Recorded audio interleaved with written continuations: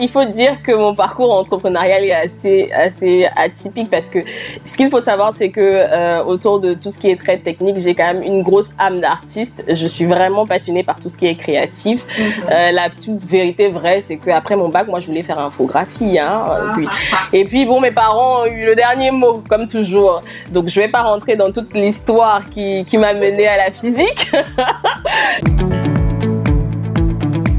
L'histoire de Black Shade est quand même assez atypique. Moi, quand j'ai terminé ma formation à l'université de Buea, je suis rentrée à Douala et j'étais très férie de Twitter. Vraiment, j'utilisais beaucoup Twitter et à l'époque, pour ceux qui utilisent un peu l'application, il y avait une mouvance sur ce qu'on appelle le jeudi confession. Je ne sais pas si vous avez connu le hashtag jeudi confession. Voilà. Donc, c'était vraiment le rendez-vous de tout le monde. Le jeudi, on tapait le hashtag pour aller vérifier les péchés des autres. Et donc, pendant cette même période-là, je préparais le mariage de mon frère qui avait choisi pour thème avec son épouse à l'époque Afritude. Donc, avec ma mère, dans nos exercices pour trouver de la déco pour le mariage de mon frère, elle m'emmène au marché des fleurs. Donc, honnêtement, à cette époque-là, c'est quoi, en 2019, donc j'avais à peine 22, 23 ans par là. J'arrive au marché des fleurs. De base, moi, je sais que le marché des fleurs, c'est le marché des fleurs. That's all. Et puis, j'y arrive et puis je me rends compte, en fait, qu'il y a une grosse face cachée derrière. Il y a le marché artisanal que je n'avais jamais rencontré, je veux dire, de ma vie.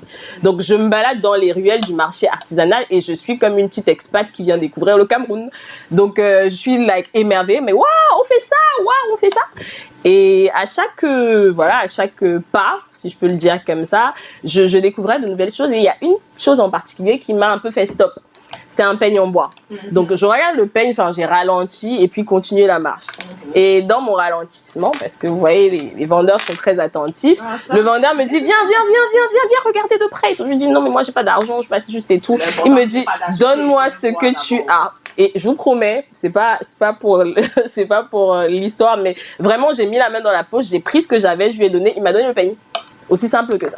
Donc, je rentre chez moi, je donne même le peigne à ma mère parce que voilà, épisode terminé. 2 semaines plus tard, je me défais mes tresses. J'ai les cheveux, ce qu'on appelle les cheveux macabo. Vous voyez, voilà, le genre de cheveux qui cassent tes peignes là. Donc, ma mère me défait mes tresses et le peigne qui est à côté, c'est celui que je lui ai offert.